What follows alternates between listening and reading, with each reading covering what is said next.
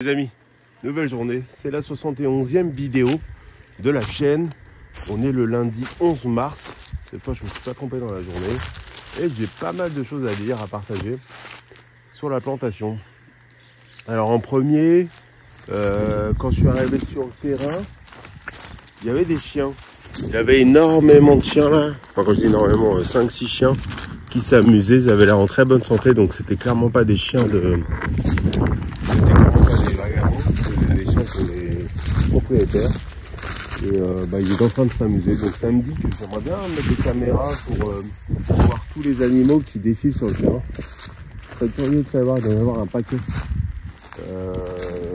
Enfin, pourquoi je parle des chiens, c'est parce que quand j'arrive, vous savez, je commence toujours par faire un tour des arbres pour voir s'il n'y a pas de problème, pour voir découvrir les nouveaux fruits, pour voir s'il n'y en a pas un qui est en train de se faire étrangler par une liane, ce genre de choses.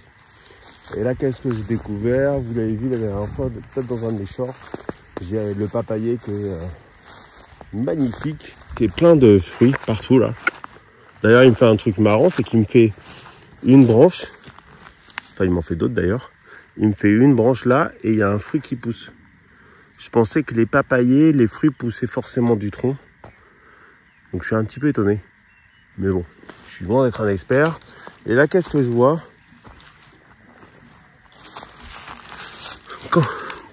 Quand vous voyez un fruit de cette couleur-là, c'est que la papaye était mûre. Et il a été complètement dévoré. Je me suis dit, tiens, c'est les chiens. Mais après, ça faisait bizarre. On dirait qu'il était rabougri sur lui. Et après, en regardant bien à l'intérieur, qu'est-ce qu'on voit? On voit une fourmi. Du coup, je pense que les fruits les papayes, quand elles sont un peu mûres, elles attirent beaucoup les fourmis. Donc, qu'est-ce que j'ai fait?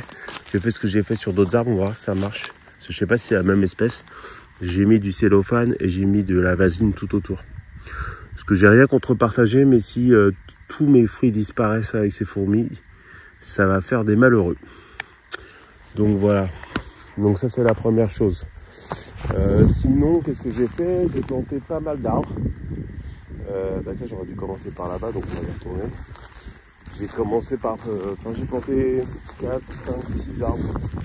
J'en ai planté 2 jeudi dernier quand je suis venu parce que dans la vidéo précédente j'avais dit que j'avais commandé des arbres sur le Mercado Libre qui est comme un Amazon mais sur lequel vous trouvez des choses complémentaires et notamment des arbres. Et, allez savoir pourquoi, mais il y a des arbres, même si on est dans un climat tropical, une énorme région qui est du Yucatan, il y a des arbres qui sont impossibles à trouver ici localement. Vous êtes obligé de les acheter chez des pépineries à 1500 km alors que ça poussait très bien là. Mais bon, du coup, j'ai acheté chez un revendeur chez qui j'avais acheté pas mal d'arbres. Et là, il m'a envoyé un truc, une bouse, quoi. Je sais pas si j'ai retrouvé une photo de ce qu'il m'a envoyé. Je vais vous le mettre par là ou par là, je sais pas là où il y aura la place. Et donc, il devait m'envoyer un cocotier nain, mais qui faisait des grosses cocos. Un bananier de la variété de Hawaï, les Blue Java. J'en ai déjà un là-bas, un tout petit, mais j'en voulais un deuxième du coup, parce qu'il avait l'air de mettre du temps à pousser. Et 2 arbres à cacao. Il me les a envoyés dans un état, ces arbres. Déjà, le cocotier et le bananier venaient dans un sac plastique à racines nues. Alors, un cocotier, c'est quelque chose d'assez solide, donc normalement, ça supporte le voyage. Mais un bananier, c'est sûr que non, quoi. Donc là, je vais vous montrer dans quel état il est là-bas. S'il repart, c'est vraiment un miracle. Donc, qu'est-ce que j'ai planté? J'ai planté, donc ici j'avais 3 figuiers, ils sont tous morts parce que au début quand j'ai commencé à arroser, j'avais pas le réseau d'irrigation. Je rappelle, j'arrosais d'abord des seaux d'eau qui venaient de là, donc du puits. Je zoome, pim, de ce puits là. Donc je sortais de l'eau à 20 mètres, non pas 20 mètres, j'exagère, à 9 mètres.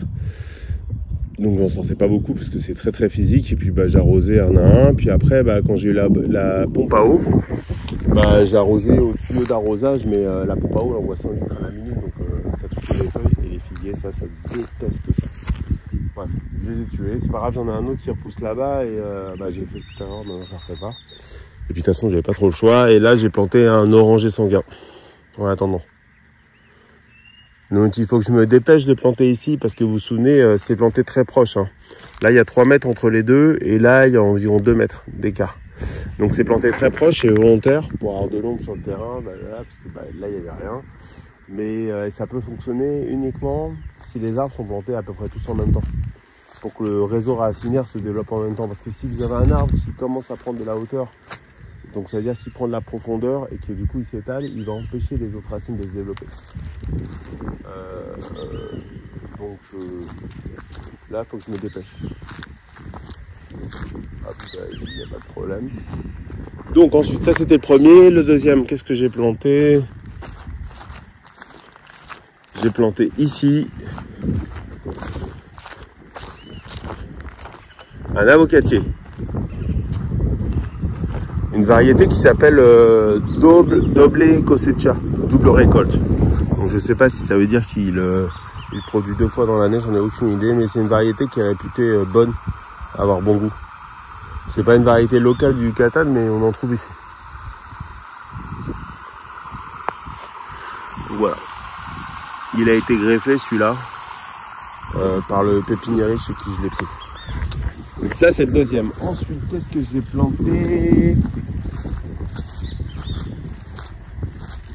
C'est marrant, le temps il est vachement couvert et on est orageux, mais en fait il ne pleut pas. D'ailleurs hier on a reçu une alerte fond-froid. Ici les services météorologiques, dès qu'il y a une alerte fond-froid, c'est-à-dire un front d'air qui nous vient du nord qui débarque dans la péninsule, pas si on reçoit des messages dans tous les sens. C'est assez amusant parce que hier il faisait 30 degrés et il y avait l'alerte attention froid. Donc aujourd'hui effectivement c'était descendu à 26. Un bon froid. Mais chez nous ici en dessous de 20 degrés on a vraiment froid. Vraiment j'ai froid quand il fait moins de 20 degrés. Alors ici j'ai planté un moringa. Ça c'est un moringa que j'ai depuis longtemps et je croyais mort. C'est celui-là, je l'avais quand j'ai de la famille qui est venue en janvier, février, enfin décembre, janvier plutôt, et du coup il y a des jours où j'ai pas arrosé et il a pas du tout aimé parce qu'il était dans un tout petit pot. Et ben voilà, là il est reparti sagement. Donc là je l'ai planté, c'est pas un arbre. Je sais même plus pourquoi je l'ai celui-là, je sais plus si c'est un cadeau d'un pépiniériste. Le moringa, c'est un arbre qui a des propriétés, hein, je crois qu'il est très utilisé en Afrique. Déjà pour nourrir le bétail, je crois qu'il a des principes actifs intéressants, je sais plus. Je crois que c'est utilisé dans certains traitements pour les femmes, je sais plus lequel. Mais bon, je me suis dit, autant avoir de la diversité sur ce terrain. Je ne veux pas faire que du fruitier, c'est bien aussi d'avoir d'autres arbres. J'imagine que ça permet à d'autres espèces d'oiseaux de venir se poser, ce genre de choses. C'est toujours intéressant. Le troisième arbre que j'ai planté, où est-ce qu'il est? Ah, il est par là. Il est par là. Il est par là, il est par là, il est par là. Je me paume, hein. Pourtant c'est pas très grand. Mais c'est juste que des fois, je perds mes repères. Pourtant, je l'ai planté il y a 1 heure. On peut pas dire que c'est très vieux. Pam pam pam. Je vais le trouver. Ah bah il est là, il était devant mes yeux. Voilà.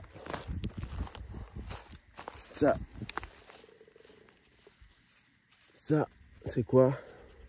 C'est un tout petit groseillier. Voilà. Donc il m'avait dit de ne pas le mettre en terre tout de suite à cause des lapins qui pouvaient le manger. Parce qu'il n'était pas très lignifié. Mais je me suis dit, j'ai posé des petits litchis qui avaient la même taille, voire plus petits. Il ne s'est rien passé, donc on va le tenter. Il faut avoir foi. Et plus tôt je le mets en terre, plus tôt il va en fait, se développer de façon équilibrée. Sinon, les arbres que j'avais plantés jeudi, j'étais passablement en colère, parce qu'en fait je les ai reçus le jeudi ou le mercredi, et j'avais pas le choix, ceux-là je devais les planter tout de suite, sinon ils allaient crever. Regardez, ça c'est le bananier. Regardez la tronche du bananier, il n'a même pas de feuilles. Et on peut pas dire que les feuilles sont tombées lors de l'envoi, parce que l'envoi il met à peu près 3 semaines à arriver. Donc quand vous mettez un arbre en racine nue 3 semaines, dans un climat chaud, donc c'est-à-dire dans des entrepôts qui vont être stockés à 30 degrés, bah ouais, il n'est pas très en forme. Après là il reste du vert, il peut peut-être repartir, j'en sais rien. Et ça c'est le cocotier Ça c'est le cocotier, donc là il a repris du poil de la bête déjà. Hein. Il était tout sec quand je l'ai récupéré, puis là je vois des feuilles vertes qui sont sorties en quelques jours. Donc là quand j'ai reçu ça, j'ai direct envoyé un message au vendeur, je lui ai dit c'est une blague. En plus je comprends pas parce que j'avais déjà acheté plusieurs fois chez lui, on avait déjà parlé plein de fois. Alors je crois que c'est un gros vendeur, donc ça se trouve il a plusieurs salariés qui s'occupent des envois. Et surtout que c'est pas non plus donné hein, comme achat. Et il m'a même pas répondu, il a activé le remboursement sur Mercado Libre. Je comprends même pas en fait, je comprends pas quoi. Parce que moi, le remboursement, bah, c'est la moindre des choses, c'est pas du tout ce que je voulais acheter. Parce que je vous montre même pas les 2 cacaotiers que j'ai achetés, mais ils sont grands. Enfin, les tiges elles font ça. Je pense que s'ils survivent là, c'est un miracle. C'est plus qu'un miracle parce que ils étaient dans des tout petits pots en terre et la tige était vraiment très très fragile, donc c'est pas fait pour être transporté. Ils sont trop petits pour être transportés. Ils faisaient même pas 10 cm de hauteur, je pense. Donc je comprends même pas pourquoi il a fait ça, il s'attendait à quoi. C'était évident que ça allait pas passer quoi. Surtout qu'ils savent qu'ils m'ont déjà vendu des trucs, si j'imagine qu'ils ont des stats quand ils reçoivent des demandes. Je sais pas, j'ai jamais été vendeur sur Mercado Libre, mais ça me semblerait logique. Et là, qu'est-ce qu'il a fait? Bah rien, il m'a mis... il m'a juste remboursé, donc ça résout pas mon problème, parce qu'à la base, je voulais ces arbres. Donc il faut que je les trouve d'une autre façon. Sinon, là, vous vous souvenez ça, j'avais dit que c'était du tabac. Bah du coup, c'est confirmé avec ces fleurs. Enfin, ces futures fleurs. Ça, c'est du tabac. Je le laisse, je sais pas trop quoi en faire. Hein. Déjà, je vous l'ai dit, je suis pas fumeur du tout. Et puis, j'ai jamais touché du tabac. Mais de ce que j'ai compris, c'est que les pucerons allaient se mettre dessus ou je sais plus quoi. Ça attire des petits ravageurs ou je sais plus quoi. Et je me dis, bah autant qu'ils viennent là-dessus plutôt que sur mes arbres. Il y a un fait amusant en parlant de ça, c'est que le figuier, il n'a pas du tout de fruits encore. Donc, comme on est dans un climat chaud, j'imagine que c'est des figuiers bifères. Vous savez, il y a 2 types de figuiers. Il y a les figuiers unifères et les figuiers bifères. Les unifères, donc ils produisent une fois dans l'année. Souvent, c'est des figues plus grosses. Et ils produisent sur le bois de l'année précédente. Donc les fruits sortent sur les branches qui sont sorties l'année précédente. Et les bifères, ça dépend à quelle saison. Il y a la première fois ou la deuxième fois, ça va être sur les bois de l'année précédente et l'autre fois, ça va être dans les bois de l'année en cours. Donc ça, je pense, c'est un bifère. Et du coup, ce que je dis, c'est amusant. Non, ce que je voulais dire, c'est que ce qui est amusant, je sais pas si on va le voir, mais la dernière fois, je suis venu le voir, ce figuier, il avait les petites guêpes qui lui tournaient autour. Même s'il n'a pas de fruits, alors on voit des bourgeons. Ici, là, je sais pas si ça va faire des fruits. Par exemple. Là. Je sais pas si ça va faire des fruits. Mais en tout cas, ce qui était intéressant, c'était, vous savez, les figues, c'est une fleur qu'on mange à la base. C'est une fleur qui a été pollinisée par une espèce de guêpe qui est rentrée dedans et qui s'est agitée. Il y a une seule espèce, je crois, qui peut la polliniser. Et là, elles avaient l'air de tourner autour. Comme si elles étaient attirées par l'odeur alors qu'il n'y avait pas de fleurs, rien. Donc j'ai trouvé ça assez intéressant et super sympa. Le figuier, c'est un arbre qui se bouture facilement. Là, mon problème, c'est que les branches, j'en ai pas assez, quoi. Mais bientôt, je vais faire des boutures de ça, notamment ça marche très bien en marcotte aérienne. Là, les branches, elles sont trop petites, il faudrait que je prenne celle-là, mais c'est la principale. Ah, voilà, regardez. Ah, elle est partie. Je me suis dit, il suffisait qu'on en parle pour qu'il y en ait une grosse qui arrive. Ah bah, elle est partie. Je lui ai fait peur. Donc ça, je vais faire des marcottes. Et sinon, ce que j'ai trouvé, regardez, ça c'est des pucerons, je pense. Ce que j'ai trouvé, un revendeur de Black Mission, en gros, qu'on vendait une vingtaine à un prix assez intéressant. Donc je commence à lui poser des questions pour voir si je pourrais pas acheter ça. Parce que là, je doute d'avoir 20 trous disponibles maintenant. Parce que là, c'est quasiment complet. Quasiment. Mais je devrais pouvoir en placer 10 et après les 10 qui restent, je peux les faire patienter en pot ou faire des trous à l'arrache là-bas dans cette zone-là, mais elle ne sera pas irriguée. Ou alors il faudrait que je fasse une dérivation, cette zone-là. Ou bien ici utiliser le le réservoir à eau pour mettre des arbres. Au début, là, je suis parti sur un potager, mais ça se trouve, je peux mettre des arbres aussi. C'est juste que là, pour casser le sol, à la pioche, je vais galérer. Je prends un marteau-piqueur. Donc voilà. Donc assez content. Aujourd'hui, j'ai tondu. J'ai laissé quand même des massifs floraux. Parce qu'il y a énormément d'abeilles qui butinent dedans. Mais j'ai tondu une grosse partie. Ça faisait 3 semaines, un mois que je n'avais pas tondu. Et je me suis dit que là, ça commençait à être un petit peu la forêt. Et notamment, il y a ces saloperies là qui repoussent. Je vais essayer de vous en montrer. J'en ai partout sur mon terrain. Parce que c'était un terrain abandonné. Hop, hop. Alors, évidemment, il y en a partout, sauf quand j'en cherche. Si, là. Ça. Regardez, il y a des épines partout là. Et en fait, c'est comme le bambou, dès qu'il y a des rhizomes, enfin dès qu'il y a une racine, ça ressort. Donc il faut les arracher en continu pour épuiser la racine et qu'elle meure en fait dans le sol. Et c'est un enfer. Ici j'en ai un peu, mais au fond là j'en ai un tas. Donc là je suis allé tondre comme une brute avec la débroussailleuse.